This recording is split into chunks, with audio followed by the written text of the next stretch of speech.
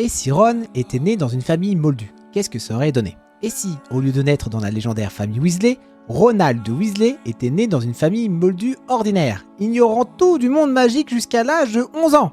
Lorsqu'il reçoit enfin sa lettre pour Poudlard, Ron n'a aucun frère pour le guider, aucun pull tricoté super moche, aucun rat pathétique nommé Croutard. À la place, c'est un gamin rouquin un peu maladroit, élevé entre une Xbox et un grille-pain ensorcelé par erreur, qui débarque dans le train pour Poudlard avec des yeux remplis d'émerveillement et bien sûr d'inquiétude. Là, il rencontre Harry Potter, qui lui aussi est nouveau dans ce monde. Et c'est ce point commun entre des outsiders qui les rapproche.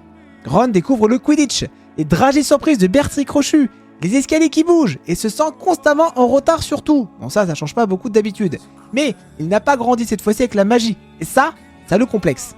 Les sans-purs arrogants comme Malfoy, par exemple, le regardent de haut, le traitant ainsi de nez moldu comme des êtres inférieurs. Mais Ron n'est pas du tout du genre à baisser la tête. Il se bat avec son humour légendaire, son instinct, pas fou mais quand même il est là, et un courage brut qui finit par forcer le respect. Hermione, quant à elle, voit en lui un miroir de sa propre expérience, un monde nouveau, une bataille à mener, une place à trouver. Leur lien devient alors plus fort et encore plus naturel.